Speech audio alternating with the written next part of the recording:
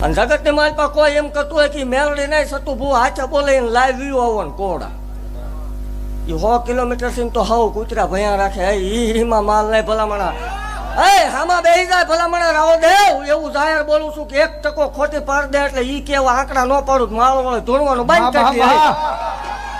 દે એવું જાહેર બોલું છું જગતની માલપા ભલામણા કાકા કુટુંબ મામા મોહાળ ભાઈ ભાંડુ વાલા વેરી બન્યા હોય આ પહેરેલું લુગડું હગું થતું ન હોય